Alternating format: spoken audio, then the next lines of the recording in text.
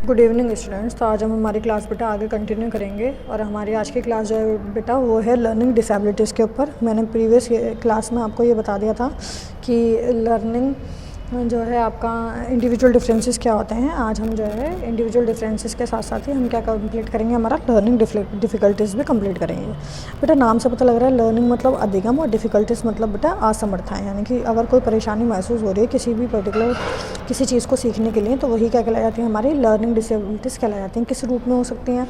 हो सकता है बच्चा पढ़ नहीं पा रहा, हो सकता है बच्चा लिख नहीं पा रहा है, हो सकता है कि बच्चे को देखने में दिक्कत हो रही है, हो सकता है जो बच्चा है वो कैलकुलेशन ठीक से नहीं कर पा रहा है, हो सकता है कि बच्चे को कहाँ पर दिक्कत हो रही है, किसी चीज़ का पिक्चर बनाने में दिक्कत हो रही है, हो सकता है बच्चा सीधे लिखने की जगह एक को जो है, अगर हम बात करें सिंपली तो अगर हम बच्चा जो है वर्ड्स को भी क्या कर रहा है, रिकलेक्ट गलत तरीके से कर पा रहा है। जैसे कि बच्चा जो है वाज नहीं लिख रहा, सो लिख रहा है वाज को, है ना। तो ऐसी दिक्कत हो सकती है। तो ये तो थे बेटा एक प्रभाव कि किस तरीके के हम चीज़ें देख सकते हैं। बट ये किस वजह से हो सकता है, बच्चे के अंदर कौन सी एबिलिटीज़ कम हो सकती हैं।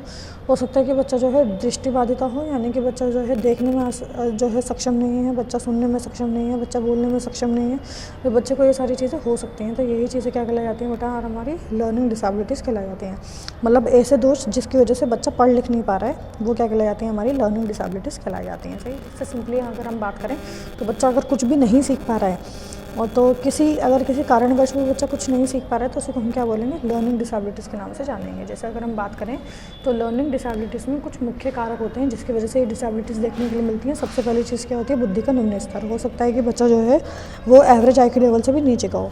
तो ऑब्वियस सी बात है, एवरेज IQ से भी नीचे का अगर कोई बच्चा है तो बहुत जल्दी चीज़ों को नहीं सीख पाएगा, है ना, उसको प्रॉब्लम होगी सीखने में। तो दूसरी चीज़ क्या होती है, मानसिक मंदता। हो सकता है बच्चा जो है दिमागी रूप से क्या हो, कमज़ोर हो। अगर दिमागी रूप से वो कमज़ोर है तो अभी हम उसको कुछ नहीं सिखा सकते। तीसरी चीज़ क्या हो सकती है, देख नहीं पा रहा है, विजुअली आंखों से नहीं देख पा रहा है। तो बेटा सबसे प्रॉब्लम तो यही होती है, जो आंखों से नहीं देख पाते हैं। आपको पता ही है ब्रेल लिपि दी गई है उनके लिए, है ना, वो बुक्स को अलग अलग तरीके से टच करते हैं तब वो चीज़ें देख पाते हैं। तो ये कहलाई जाती है आपकी बेटा दृष्टिबाधिता। और फिर होता है निम्न स्तर के निर्देशन आदि। सही है, हो सकता है कि उनको ऐसे निर्देशन या फिर ऐसी चीज़ें सिखाई गई हैं जो कि उनके मतलब की नहीं थी। अब ये जो प्रभाव होते हैं ना बेटा, ये जो है उसको परिभाषित करने के लिए दो तरीके की अप्रोच होती है। सबसे पहला होता है कारण केंद्रित उपागम। सही है, कारण केंद्रित उपागम का मतलब क्या है, जिसमें केवल कारण दिखाई देंगे कि वजह क्या है, कोस क्या है। दूसरा क्या होता है बेटा, प्रभाव केंद्रित, यानी कि जिसमें से केवल इफेक्ट दिखाई देगा। जैसे अगर मैं बात करूँ लिख नहीं पा रहा, पढ़ नहीं पा रहा, वो प्रभाव है, लेकिन किस वजह से है। अगर मैं बात करूँ कि वो अंधा है, अगर मैं बात करूँ वो गूंगा है, अगर मैं बात करूँ वो हिचकिचा पा रहा है किसी चीज़ को, तो वो कारण केंद्रित है, मतलब कोजेज़ है।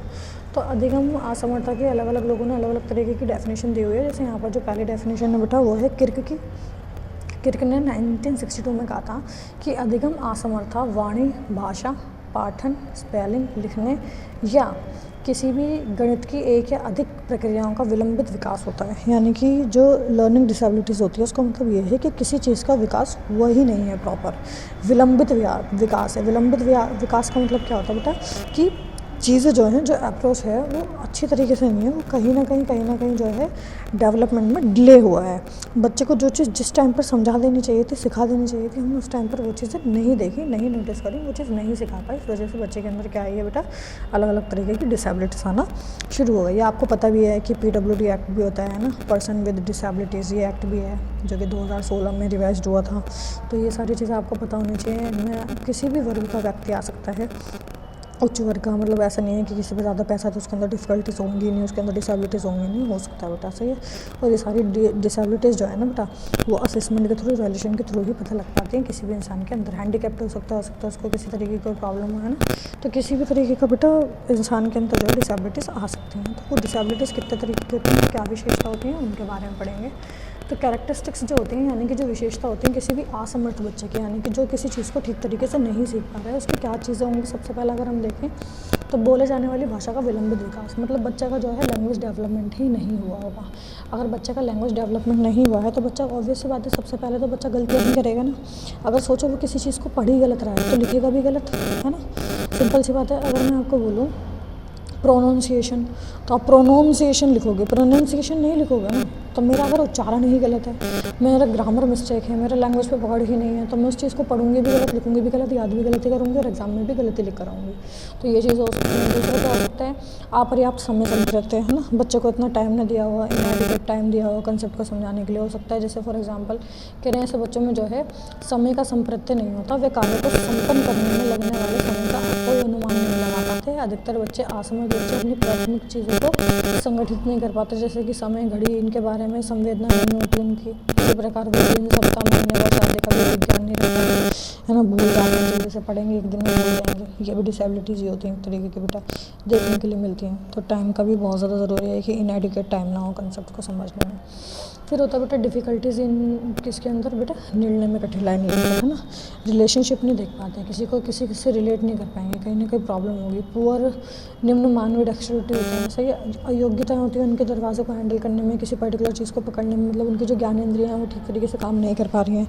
जीवन में होने वाली जितनी भी चीज़ें उनको वो सही तरीके से जो है परफॉर्म नहीं कर पाते। कह रहे हैं ये बच्चे नए नए यंत्रों को संभालने में भी कठिनाई महसूस करते हैं, कुछ नया थमा दोगे या दे दोगे तो भी उनको जो है प्रॉब्लम होने लग जाती है। तो ये विशेषताएँ। फिर क्या होता है, निम्न स्तरीय गत्यात्मक समन्वय होता है ना, मोटर स्किल्स भी अच्छे से डेवलप नहीं हुई होती बच्चों के, हाथ पैरों का विकास ठीक तरीके से नहीं होता, हो सकता है लिम्स रिड्यूस हो सकता है, कोई और सी प्रॉब्लम हो, मतलब बच्चों को काफ़ी हद तक जो है ये प्रॉब्लम देखने के लिए मिल सकती है। उनका मोटर स्किल्स डेवलप नहीं होता, आँख, नाक, कान, इन सबके ज्ञानेंद्रियों का इस्तेमाल करना उन्हें प्रॉपर तरीके से नहीं आता, किस चीज़ को होल्ड किस तरीके से करना है, या फिर अगर होल्ड नहीं भी कर पा रहे हैं तो क्या प्रॉब्लम है, कैसी प्रॉब्लम है, ये सारी चीज़ें देखने के लिए मिलती है ना।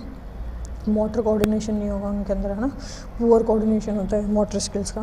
फिर क्या होता है, परसेप्शन, उनको ना उद्दीपक के प्रति वो जो है अच्छे तरीके से रिस्पॉन्स नहीं दे पाते हैं, डिसऑर्डर होता है उनको प्रत्यक्षीकरण का, वो परसेप्शन नहीं बना पाएंगे, एक नज़रिया नहीं बना पाते कि किसी के प्रति ठीक तरीके से वो रिस्पॉन्स शो नहीं कर पाते। ये किसी भी वजह से हो सकता है बेटा, हो सकता है उनको इन्फॉर्मेशन ठीक तरीके से नहीं मिल पा रही, तो क्यों नहीं मिल पा रही, हो सकता है उन्हें देखने में दिक्कत हो, सुनने में दिक्कत हो, सही है, स्पर्श में दिक्कत हो, ऐसी कोई सी भी चीज़ हो सकती है ना। अब अगर फॉर एग्जाम्पल मैं बात करूँ कि किसी बच्चे को अगर मैं जलते हुए तवे पर उसका हाथ रख दूँ, वो हाथ वापस नहीं ले रहा, इसका मतलब क्या है, उसको स्पर्श में दिक्कत है ना, उसको फील नहीं हो रहा है कि गर्म चीज़ गर्म है, ठंडी चीज़ गर्म है, कैसी है कैसी नहीं है। तो ये भी एक तरीके से दोषी होता है। स्मृति दोष हो सकता है, मेमोरी डिसऑर्डर हो सकता है, वो याद कर रहे हैं भूल जाते हैं, आज कुछ पढ़ लिया अभी भूल जाएंगे 2 सेकंड बाद, कोई बात कहते कहते बीच में से बात को भूल जाते हैं कि ये बात का मतलब क्या है, या कैसा मतलब है, कैसा मतलब नहीं है। तो ये सारी चीज़ें भी होती है बेटा इसमें। तो होता है हाइपर क्रियाएँ, हाइपर एक्टिविटी भी हो सकती है। ज़रूरी नहीं है बेटा कि कोई इंसान जो है अगर वो कुछ क्रियाएँ नहीं कर रहा तो ही डिसेबल है, भाई फालतू बकवास फालतू क्रियाएँ भी करते हैं ना, तो भी वो भी क्या कहलाया जाता है आपका, डिसेबिलिटीज़ के अंदर ही आ जाता है, वो भी एक तरीके की विशेषता होती है। ध्यान का अभाव होता है, अवधान का ना होना होता है, ना अटेंशन होती है, ना फोकस पॉइंट होता है ऐसे बच्चों के अंदर, सही किसी भी तरीके का। दिशा संबंधित भ्रम रहता है, वो हमेशा जो है उत्तर को पूर्व समझेंगे, पूर्व को पश्चिम समझेंगे, पश्चिम को दक्षिण समझेंगे, वो रिलेट करना नहीं जानते, सारी चीज़ों को उल्टा ही रहते हैं, उनको ऐसा लगता है कि जो हम सोच रहे हैं वो सही है, बाकी सब गलत हैं। तो उनका अपना खुद का देखने का नज़रिया होता है, जैसे मैंने आपको भी बताया, वास को 100 लिख देंगे, 100 को वास लिख देंगे, है ना, पुअर को रूप लिख देंगे, कुछ भी लिख सकते हैं, मतलब आगे से पीछे की तरफ भी जा सकते हैं, सही है, वर्ड्स को अरेंज करने के लिए। फिर क्या होता है बेटा, उनके अंदर जो है स्थान का भी अभाव होता है, सही है, और स्पाशियल ओरिएंटेशन होती है, तो जो किसी भी वस्तु को किसी भी काम को करने के लिए उनको कॉम्प्लेक्सिटी महसूस होती है, किसी भी पर्टिकुलर चीज़ को उसके स्थान पर रखने के लिए, हैंडल करने के लिए, सही है, मैकेनिकल चीज़ों का काम वाम नहीं कर पाते, ऐसी चीज़ होती है। अब क्या है, कॉजेज़ क्या क्या हो सकते हैं, मतलब ऐसे कौन कौन से कारण हैं, बेसिकली 3 कारण होते हैं हमारे हर चीज़ में। अगर किसी बच्चे की डेवलपमेंट भी यही 3 कारण है, तो बच्चे के अंदर प्रोड्यूस होने वाली डिसेबिलिटीज़ के भी यही 3 कारण होंगे। सबसे पहला क्या होता है बेटा, आंगिक और जैविक कारक, यानी कि ऑर्गेनिक और बायोलॉजिकल फैक्टर, जो कि हमारी पैदाइश से होता है, जिसमें हमारे माँ बाप के डीएनए और अनुवांशिक कैरेक्टर जो हैं वो बायोलॉजिकल कैरेक्टर यानी कि जो हमारे कैरेक्टर होते हैं उनमें प्रॉब्लम आना। दूसरा क्या होता है आपका जन्निक कारक, यानी कि जेनेटिक फैक्टर्स, जो कि हमारे कैरेक्टर्स आ रहे हैं हमारे माँ बाप से हमारे अंदर, है ना, जो डीएनए हमारे अंदर आ रहा है, जिसकी वजह से हम जो है पैदा होते हैं, बनते हैं, हमारे अंदर जो कैरेक्टर्स शो होते हैं उनकी वजह से, सही, जिसको हम अनुवांशिक लक्षण के नाम से भी जानते हैं। ये सारी चीज़ें समझेंगे। पर्यावरण कारक यानी कि हमारा एनवायरनमेंट। अब सबसे पहले समझते हैं बायोलॉजिकल फैक्टर क्या होता है, किस तरीके से होता है। तो कह रहे हैं जैसे कई विद्वानों का ये मानना है कि अधिकतम असमर्थ बच्चों में केंद्रीय नाड़ी संस्थान यानी कि सेंट्रल नर्वस सिस्टम में कोई ना कोई दोष होता है ना, वो कोरिलेट नहीं कर पाते चीज़ों को। जैसे मैं एक एग्जाम्पल लेके चलूँ कि कोई इंसान देखने में बिल्कुल सही लग रहा है, लेकिन वो चीज़ों से टकरा जाता है चलते चलते, सही है, उसको ये तो पता है कि सामने गेट है जी, मैं इससे टकरा जाऊँगा, लेकिन उसके जो सेंसेस हैं उसके साथ काम नहीं कर पा रहे, वो अपने आप को मोड़ नहीं पा रहा, वो अपने आप को खड़े नहीं कर पा रहा। जैसे नशे में हो जाता है कुछ लोगों के साथ, नशे वाले लोग पड़े रहते हैं, उन्हें पता होता है कि हम ज़मीन पर पड़े हैं लेकिन उठ नहीं सकते, क्योंकि उनके जो सेंसेस हैं वो ठीक तरीके से प्रॉपर वर्क नहीं कर पाते। तो ऐसी चीज़ों को हम बायोलॉजिकल फैक्टर भी बोलते हैं, मतलब हमारी बॉडी में इंटरनली कौन कौन सी प्रॉब्लम आ सकती है। सेंट्रल नर्वस सिस्टम खराब है, या हम क्रिया नहीं कर पा रहे, या चोट लग रही है, कुछ भी लग रही है, हमें फील नहीं हो रहा, सही है। कह रहे हैं जैसे केंद्रीय नाड़ी वाले जो लोग होते हैं, दोषित होने के कारण बुखार, चोट, समय से पहले जन्म या फिर जन्म के बाद लापरवाही, ऐसी चीज़ों की वजह से भी बायोलॉजिकल फैक्टर्स आ सकते हैं। हो सकता है कि जो माँ थी वो प्रेग्नेंट थी लेकिन खूब नशा कर रही थी, स्मोकिंग कर रही थी, तो भी बायोलॉजिकल डिसेबिलिटीज़ उस बच्चे के अंदर आ सकती हैं, जो कि उसकी फिजिकल डिसेबिलिटीज़ के रूप में दिखती हैं जब वो पैदा हो जाएगा। तो ये खुद सोचो ना, प्रेग्नेंट लेडी को क्या मतलब है अल्कोहल वगैरह पीने से। इसी वजह से मान लो हो सकता है बच्चे के अंदर कोई चेंज आ जाए, कोई ऐसा फैक्टर इंट्रोड्यूस हो जाए जिसकी वजह से बच्चा डिसेबल हो जाएगा। तो उस कंडीशन में क्या करेंगे, कुछ नहीं कर सकते उस कंडीशन में तो किसी तरीके का। थर्ड थिंग क्या, सेकंड थिंग क्या होती है बेटा, जेनेटिक कारक, यानी कि जो परिवार से जो हमारे जो कैरेक्टर्स हैं वो एक जनरेशन से दूसरी जनरेशन में ट्रांसफ़र होते हैं, वो कौन से कैरेक्टर ट्रांसफर होते हैं, उन पर कौन से कैरेक्टर डोमिनेंट हो रहे हैं। हो सकता है माँ बाप दोनों मंदबुद्धि थे, तो ऑब्वियस सी बात है बच्चा भी क्या होगा, मंदबुद्धि होगा। हो सकता है माँ बाप में से जो है माँ मंदबुद्धि और जो बाप है वो बुद्धिहीन नहीं है, उसका ब्रेन जो कैपेसिटी है वो अच्छी है भाई, उसका जो आईक्यू लेवल है वो भी अच्छा है, तो इसके चांसेस कम होंगे ना कि वो बच्चा जो है असमर्थ पैदा नहीं होगा। सही है। अब मान लो अगर किसी का हाथ जो है, अगर कोई, मैं सिंपली बात करूँ, अगर कोई लूला है तो चांसेस कम है कि उसका बच्चा भी लूला पैदा हो, क्योंकि फिजिकल डिसेबिलिटीज़ इतनी ज़्यादा नहीं ट्रांसफ़र होती जितनी कि जेनेटिक डिसेबिलिटीज़ ट्रांसफ़र होती हैं एक परिवार से दूसरे परिवार। आप बहुत रेयरली ऐसे सुनोगे कि किसी पे, अगर किसी फैमिली के अंदर सारे के सारे मंदबुद्धि है ना, दिमागी रूप से अगर कमज़ोर हैं, तो उनके आगे की जनरेशन भी दिमागी रूप से कमज़ोर ही होती हैं एकदम से। अगर हम सोचें कि एक जनरेशन छोड़कर दूसरी जनरेशन में सारे पीपल नॉर्मल होंगे, तो ऐसा नहीं है, वो लोग नॉर्मल नहीं हो सकते उस केस में से। तो जैसे आप जो है ट्विंस में देख सकते हो, एक को दर्द हो रहा है जी दूसरे को भी दर्द हो रहा है, एक मेंटल है तो दूसरा भी मेंटल है, तो ऐसी चीज़ देखने के लिए होती हैं। तो जुड़वा वगैरह जैसी चीज़ों में ऐसा नहीं होता, बट आप ऐसा मान के चलें कि आपके अंदर जो कैरेक्टर आ रहे हैं उसकी वजह से भी आप कहीं ना कहीं असमर्थ हो सकते हैं। पर्यावरण कारक क्या होता है भैया, अब मान लो बच्चा जो है वो पैदा हो गया, सही है, बायोलॉजिकल कोई उसमें डिसफंक्शन नहीं थी, कैरेक्टर भी सही थे, लेकिन ऐसे माहौल में पैदा हो गया जहाँ पर पॉल्यूशन बहुत ज़्यादा था। सही है। पॉल्यूशन के साथ साथ अगर हम देखें तो इवन पॉल्यूशन ही नहीं, मान लो नशीली दवाएं उसको दी गई बच्चे को, हो सकता है उसकी संस्कृति, उसका जो चीज़ें हैं वो ख़राब थी, चीज़ें की समझ से बच्चे को उत्पन्न हो जाएगी। मान लो जो है घर का ही माहौल बहुत ख़राब था, बचपन से बच्चे ने लड़ाइयाँ देखी माँ बाप के बीच में, तो क्या हो जाएगा, दिमागी रूप से डिप्रेशन में चला जाएगा। डिप्रेशन में चला जाएगा, अगेन सेंट्रल नर्वस सिस्टम उसका जो है वो ब्लॉक होना शुरू हो जाएगा। बच्चा जो है डिप्रेशन की वजह से न चीज़ों में उसका मन लग पाएगा, ना नई चीज़ें वो सीख पाएगा, कोई क्रिएटिव चीज़ें नहीं कर पाएगा बच्चा उस टाइम पर। सही है। तो ऐसी चीज़ें हो सकती हैं बेटा, ये 3 कारक हैं आपके जिसकी वजह से बच्चे के अंदर डिसेबिलिटीज़ आ सकती हैं। अब बात करें कि इन डिसेबिलिटीज़ को किस तरीके से आइडेंटिफाई कर सकते हैं, तो इसके दो तरीके होते हैं आइडेंटिफाई करने के। एक होता है अनौपचारिक मूल्यांकन, जिसमें हम पर्टिकुलर स्कूल के अलावा भी कहीं से भी कैसे बच्चे को जज कर सकते हैं, और एक होता है बेटा औपचारिक मूल्यांकन, यानी कि फॉर्मल असेसमेंट। इनफॉर्मल असेसमेंट का मतलब ये है कि ज़रूरी नहीं है केवल पाठ्यक्रम के, अगर हम बात करें जो है ये जो अनौपचारिक वाला होता है, इसका मतलब क्या है कि आप जो है बच्चे को किसी भी तरीके से आंक सकते हो। सही है। जैसे अगर हम बात करें अनौपचारिक में कौन कौन से प्रकार हो सकते हैं वो हम देखेंगे, तो कह रहे हैं ये ना बच्चे के दैनिक बिहेवियर में शामिल होता है, यानी कि ऑब्जर्वेशन के बेसिस पर होता है। कह रहे हैं अनौपचारिक मूल्यांकन में विद्यार्थी के दैनिक व्यवहार का अवलोकन किया जाता है, मतलब बच्चा रेगुलरली किस बेसिस पर जो है क्या कर रहा है, कैसी चीज़ें कर रहा है, उसको जज करना। और ये तभी पॉसिबल है जब वो क्लासरूम में बैठा हुआ हो, यानी कि पाठ्यक्रम पर आधारित मूल्यांकन कर सकते हैं। अब बच्चे का बार बार टेस्ट ले रहे हो, 0 लाया जा रहा है बार बार, पता नहीं राइटिंग भी बहुत ज़्यादा ख़राब है उसकी। सही है।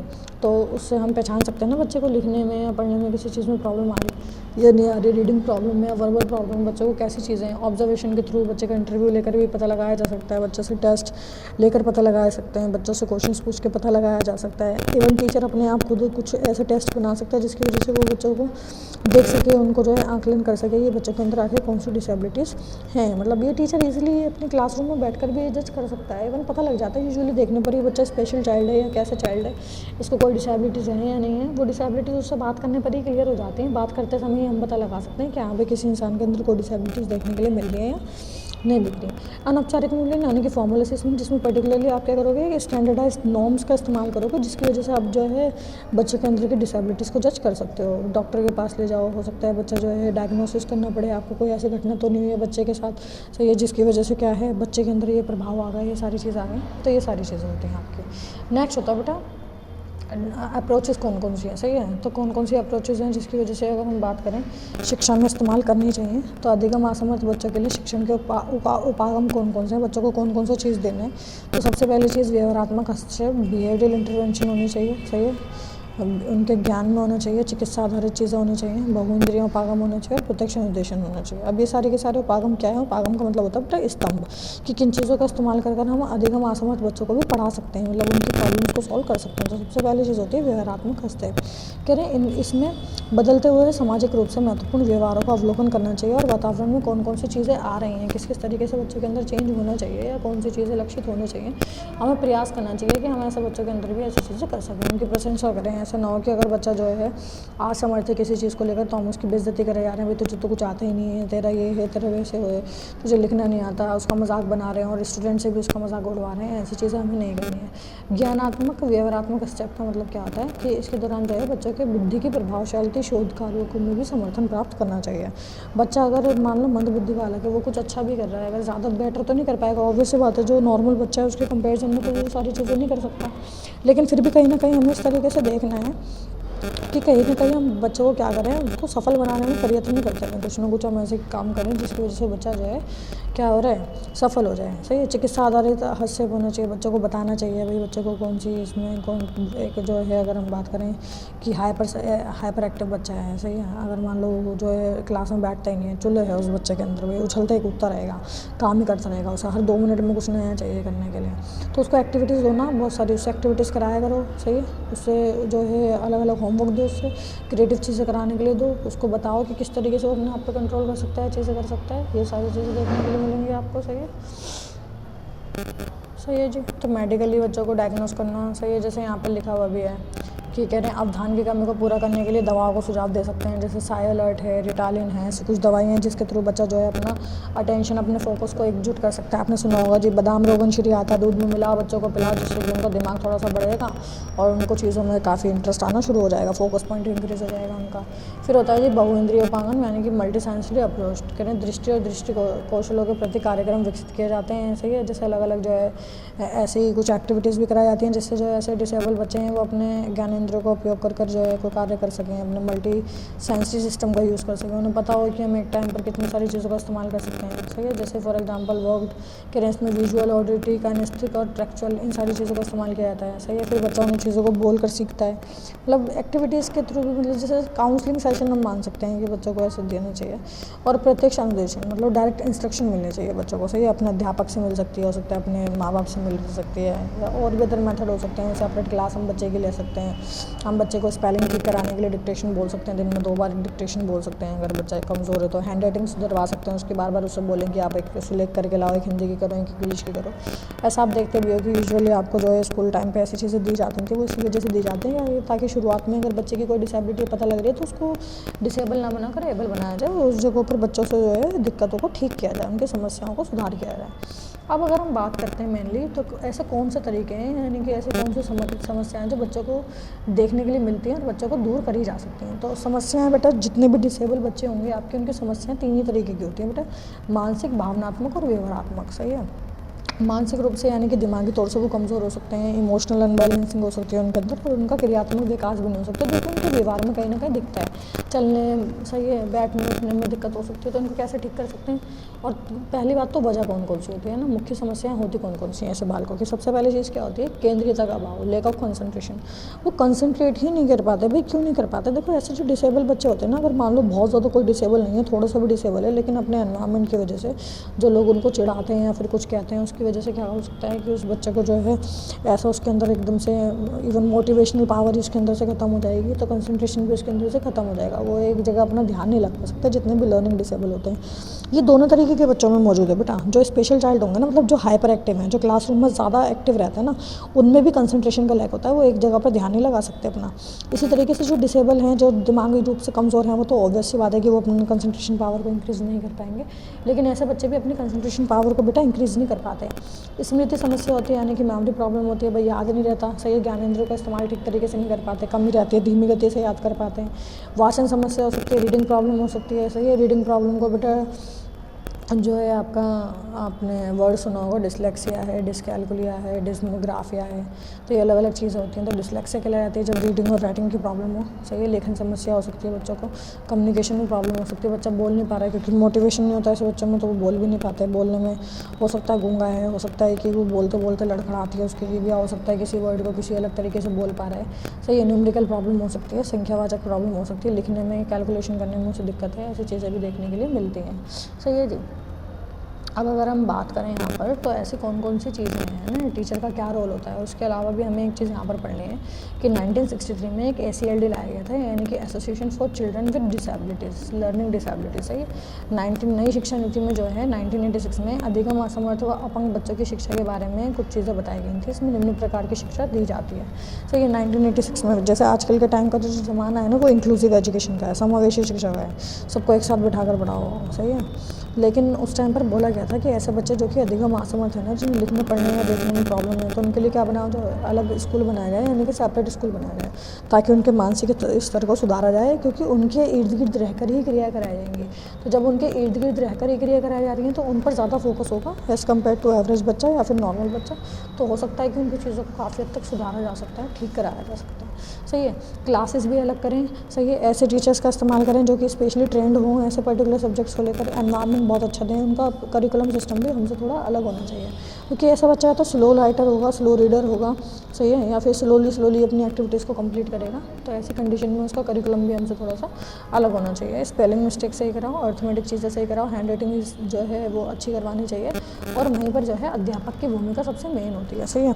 अब अगर खुद सोचें कोई बच्चा डिसेबल है तो एक तो ऑलरेडी उसके अंदर कंसंट्रेशन है ही नहीं, लैक ऑफ कंसंट्रेशन होता है ना, उसके अंदर अवधान की भावना ही नहीं होती भाई, कंसंट्रेशन पावर नहीं है, फोकस पावर नहीं है, ऑलरेडी अपनी चीज़ों की वजह से वो काफ़ी परेशान है। और अगर टीचर भी उसका मजाक उड़ा दे या उसको एक इंडिविजुअल डिफरेंसेस के बेसिस पर देखना शुरू कर दे कि हाँ भाई ये बाकियों से अलग है, तो समाज में अपने आप को जो है एक अलग ही मानने लग जाता है। और कहीं ना कहीं आप ऐसी चीज़ें देख सकते हो, जैसे कोई लड़खड़ा रहा है मुझे लंगड़ा बोल देते हैं, तो ऐसी चीज़ें नहीं होनी चाहिए। इवन छोटी क्लासेस में भी ना कुछ लिटरेचर की स्टोरीज भी ऐसी दी गई हैं, जहाँ पर ना कुछ ऐसे स्पेशल स्कूल के बारे में भी की स्टोरी है शायद 6th क्लास के अंदर, जहाँ पर बताया गया है कि वो स्कूल ही ऐसा है कि जहाँ पर ऐसी एक्टिविटीज़ कराई जाती हैं। कुछ दिन बच्चों को लंगड़ा बनाया जाता है, कुछ दिन बच्चों को अंधा बनाया जाता है, गूंगा बनाया जाता है। वो इस वजह से कि वो ऐसे लोगों को अपने आप से अलग ना समझे, उनकी प्रॉब्लम्स को, उनकी समस्याओं को देख सके, अपने अंदर ढाल सके कि हाँ भाई ये भी हमारे जैसे हैं। बस अगर उनके अंदर डिसेबिलिटीज़ है तो वो हमसे अलग नहीं है, हमारी ही तरह है, बस डिसेबिलिटीज़ की वजह से उन्हें थोड़ा सा जो है स्पेशल ट्रीटमेंट या फिर स्पेशल नीड की ज़रूरत महसूस हो सकती है, लेकिन है वो हमारी तरह ही। सही है। तो जैसे इसमें ये सारा काम करवाता कौन है, ये सारा काम ना एक टीचर का रोल होता है। सिंपली अगर हम बात करें कि अध्यापक का ही रोल होगा, वही उसकी जो भूमिका होती है वो महत्वपूर्ण होती है कि वो सामान्य बालकों के साथ साथ किस तरीके से ऐसे बच्चों की समस्याओं को भी दूर कर रहा है। अब ऐसा ना हो कोई किसी बच्चे से वो रोज़ाना पूछ रहा है, वो याद नहीं कर पा रहा है तो उसे डंडे से मार रहे हैं। भाई मारना नहीं है, अगर वो याद नहीं कर पा रहा उसके पीछे रीज़न भी तो पूछो, उसको वो याद क्यों नहीं कर पा रहा है, ऐसी कौन सी प्रॉब्लम है जिसकी वजह से उसको ऐसी दिक्कत आ पा रही है कि वो याद नहीं कर पा रहा है, उसको प्रॉब्लम है कि वो देख नहीं पा रहा है। तो ऐसी चीज़ों को समझना और ऐसी चीज़ों को सही करना, सही है, वो टीचर का काम होता है। अगर मान लो कोई लर्निंग डिसेबल बच्चा है, आप उसको प्रोत्साहित करो ना, मोटिवेशन करो उसको, मोटिवेट करो उसको, है ना, मोटिवेशनल स्पीच दो, ताकि वो बच्चा अपने आप को दूसरों से अलग ना समझे और ज़्यादा से ज़्यादा चीज़ों को करना स्टार्ट कर दे, है ना कहीं अपनी चीज़ों को बैलेंस करना स्टार्ट कर दे। इवन वो कहीं ना कहीं जो है चीज़ों को क्या करे, रिलेट करे, अपने आप को एक समाज का ही तत्व समझे, ऐसा नहीं लगे उसे कि मैं समाज से ही अलग हूँ। सही है। इसी तरीके से नेक्स्ट जो टॉपिक है आपका बेटा वो है functional disabilities of learning disable बच्चे, मतलब जो है अधिगम असमर्थ बच्चों की क्रियात्मक असमर्थताएं कौन कौन सी होती हैं। क्रियाएं कैसी हो सकती हैं, इधर उधर की बातों को नहीं समझ पाते, उलझते रहते हैं। सही है। अपनी रुचियां, अपनी जो है हॉबीज़ के बारे में वो नहीं जानते, अधिक योग्य नहीं होते, शैक्षिक कार्य नहीं कर सकते, फिजिकल चीज़ें नहीं कर सकते, अंकों को सुनने समझने की कठिनाई होती है, दुनिया में रहते हैं लेकिन याद हुई बातें बहुत जल्दी भूल जाते हैं, है ना। क्रियाएँ कौन कौन सी होती हैं, भविष्य की योजना तो बनाते हैं लेकिन फिर से भूल जाते हैं हमने क्या सोचा था। उन्हें याद तो होता है कि हाँ भाई हमसे जो है टीचर ने कहा था कि अगले दिन असाइनमेंट लेकर आना, चार्ट पेपर बना के लाना, लेकिन घर पे जाते ही भूल जाएंगे, दिमाग से निकल जाएगा। सूचनाओं का एकीकरण नहीं कर पाते। सही है।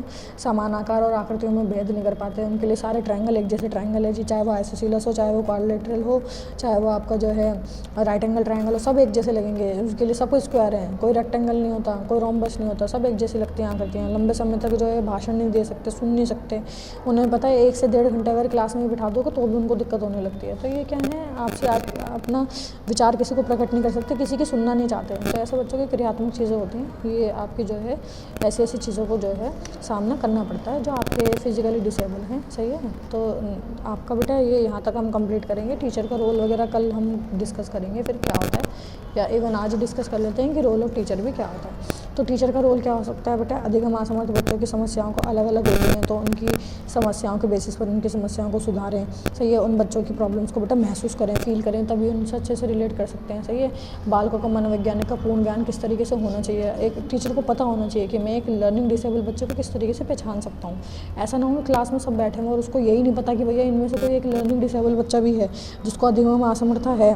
पहचानने वाला भी टीचर ही होता है, तो टीचर इतना काबिल होना चाहिए कि टीचर इन चीज़ों को पहचान सके और उन चीज़ों को ठीक तरीके से क्या कर सके, स्टेप बाय स्टेप मेंटेन कर सके, यानी कि इसको जो है, और फिर उस तरीके से उनको जो है बच्चों का आत्मनिर्भर बढ़ाए, बच्चों की मोटिवेशनल स्पीच दे, बच्चों का मोटिवेशन बढ़ाए, बच्चों को घर विद्यालय समाज के अधिगम को प्रभावित करती हैं ऐसी चीज़ें, है ना। अध्यापक को जो है ऐसे बालकों के लिए बंद पाठ्यक्रम चुनना चाहिए, है ना, जो उनके लिए अब जो है प्रॉफिटेबल हो सके, यानी कि उनके लिए अच्छा हो सके, सही है। उनकी आवश्यकता अनुसार छोटे छोटे ग्रुप बना देने चाहिए, मतलब ऐसा जो लर्निंग डिसेबल बच्चा है उसको एक इंटेलिजेंट बच्चे के साथ या फिर एवरेज रीडिंग बच्चे के साथ बिठाओ ताकि वो अपनी एक्टिविटीज़ को उसके साथ जोड़ सकते, लिंक कर सके कहीं ना कहीं, सही है। और फिर क्या है, नई शिक्षा विधियों का इस्तेमाल करना चाहिए, अगर स्पेशल कुछ नीड ऐसी बच्चे को महसूस हो रही है तो वो भी अध्यापक उस तक पहुँचा सके। तो ये रोल होता है बेटा टीचर का ऐसे बच्चों के लिए। तो यहाँ तक हम कंप्लीट करेंगे, इसके बाद नेक्स्ट पढ़ेंगे हम एक्सक्लूसिव और इंक्लूसिव, उनका जो इफेक्ट होता है, इम्पैक्ट होता है ऐसे बच्चों के ऊपर, ये वाली चीज़ें हम नेक्स्ट क्लास में कंप्लीट करेंगे। तो ये काफ़ी इंपॉर्टेंट वाला पार्ट है बेटा आपका जो है लर्निंग डिसेबल वाला, ये आपको पढ़ना आना चाहिए, पता होना चाहिए, सही है। 3 तरीके की डिसेबिलिटीज़ बहुत ज़रूरी है याद रखना, डिसलेक्सिया, डिस्ग्राफिया और डिस्कैल्कुलिया। डिस्ग्राफिया मतलब लिखने में दिक्कत, डिसलेक्सिया मतलब पढ़ने में और जो है रीडिंग में दिक्कत, राइटिंग में दिक्कत। राइटिंग में आएगी तो डिसलेक्सिया, जो राइटिंग में आएगी तो डिस्ग्राफिया कहलाया जाएगा, रीडिंग में आएगा तो डिसलेक्सिया कहलाया जाएगा, और आपकी कैलकुलेशन में आएगी तो डिस्कैल्कुलिया कहलाया जाएगा। तो ये 3 तरीके की आपको ऑप्शन मिलता है, पता होना चाहिए, सीटेट में भी पूछा जाता है बेटा, इंपॉर्टेंट है। इतना टॉपिक आज हम कवर करेंगे, इसके बाद जो भी होगा वो कल हम देखते हैं बेटा, कल की क्लास में करेंगे। और आप रेगुलरली बेटा क्लास को देखा करो, सुना करो जो पढ़ाया जाता है, और प्रैक्टिस भी क्या करो और डाउट भी पूछा करो बेटा।